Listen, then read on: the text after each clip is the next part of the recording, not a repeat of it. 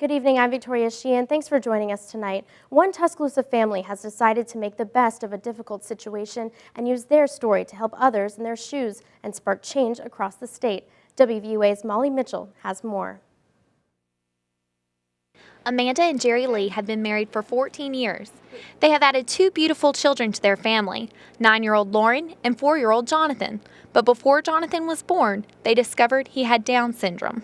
You start off with shock and denial and anger, but then you move into acceptance and you find joy and just the fact that he's your son. An early intervention specialist recommended that 18-month-old Jonathan be socialized to improve his development, but no daycare would take on his special needs. They did not want to put him with his age group because developmentally he was not walking.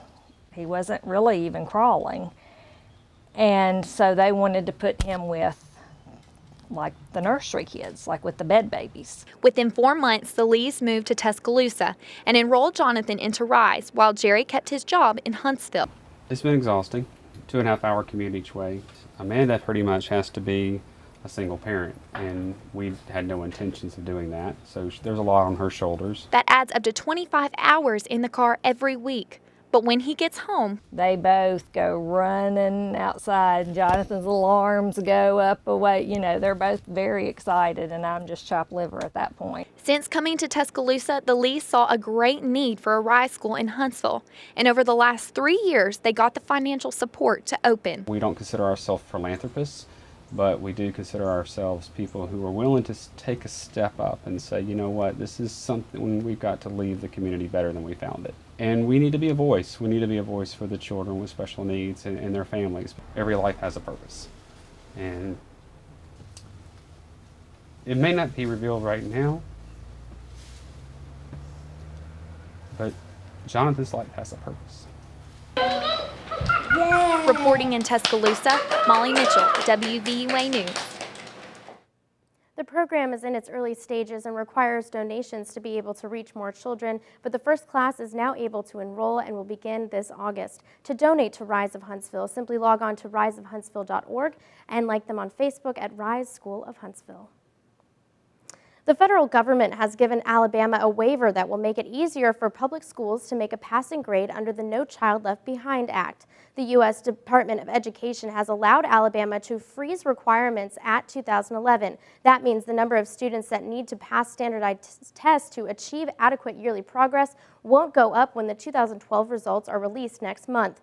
According to the department, Alabama is one of the 26 states receiving a waiver from some parts of the decade-old law. Well, it may seem like time to celebrate, but for Alabama officials, the work is not over when it comes to recruiting international business. An 80-member state delegation led by Governor Robert Bentley is in London tonight. They will attend a reception tonight before attending the Farnborough International Air Show 1 week after Airbus announced they would open an aircraft assembly plant in Mobile. The reception is hosted by the Aerospace Alliance, a trade association representing the states of Alabama, Florida, Louisiana, and Mississippi. Aerospace Alliance Chairman Neil Wade says the reception will draw suppliers who are expected to locate near the new plant in Mobile. Taking a look at your home team Crime Watch tonight, an update with the man charged with capital murder in the shooting deaths of 3 men in Auburn. Montgomery defense attorney Susan James filed motion Friday asking that Jeremy Thomas be brought to the Lee County Criminal Justice Center in Opelika for a hearing on Wednesday. James is seeking his testimony because he was with her client Desmonte Leonard the night of the shooting. Leonard is charged with 3 counts of capital murder and 2 counts of assault in the June 9th shootings that happened at an apartment complex near Auburn University. Well, if you ever drive through Mississippi, one website says you are driving on the most dangerous roads in the country. PropertyCasualty360.com is a website published by insurance magazine National Underwriter, and they listed Mississippi as having the most traffic deaths per capita nationwide. Mississippi safety officials dispute that claim, saying deaths have fallen since the data was compiled. According to the report, they used numbers from 2009. Alabama was mentioned as the 3rd most dangerous state to drive in. First Lady Michelle Obama is scheduled to come to the state of Alabama.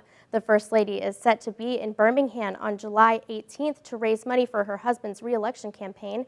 The event is a private fundraising reception at the downtown Sheraton Hotel that starts at 3:30 p.m. Tickets are said to range from $200 to $30,000 for a photo opportunity with the First Lady. A presidential election year puts lots of focus on grouping people and how America's melting pot will show up at the polls. As Sandra Endo shows you, Asian Americans are slowly but surely gaining a voice where they hadn't before. Hi, my name is Bin Lee. I want our community voice to be heard. I want to make sure that everyone is registered to vote. My name is Ann Fawn. I'm 37 years old, and I live in Alexandria, Virginia. Ann Fawn is part of a group of volunteers this election year, making sure Asian Americans turn out to vote. I think the Asian American community has been politically overlooked because maybe Asian Americans haven't been as politically involved for as long. A recent Pew Research Center study shows Asian Americans have been the fastest growing racial group in the past decade, even outpacing Latinos in the past 3 years. And for Asian Americans, their political power is slowly progressing. They've actually moved from being a marginalized community to being able to be the margin of victory in very close elections. Asian Americans comprise nearly 6% of the American population. And according to the Pew study, the racial group has the highest median household income for any group and is the best educated.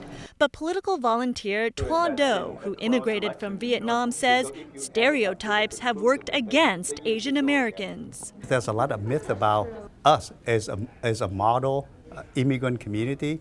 Like we do well in school, we work hard, we pay taxes. So the myth is that we don't have any problem. And because we don't have any problem, we don't have any voice. The latest census numbers show in 2008, 3.4 million Asian Americans went to the polls, but the group is largely ignored by both political parties. And another challenge, unlike the Latino population, which mainly has a common bilingual identity, Asian American communities have so many different languages, making it hard for them to coalesce into one voting bloc. They haven't been reached out to or engaged. So there's a level of engagement that can happen there. And because the community is so young and spread out across the country, some engagement in the short term could really reap a lot of benefits in the long term. And with bilingual ballots for Asian Americans expanding across 11 states, the community's time in the political wilderness may be coming to an end. Sandra Endo, CNN, Washington.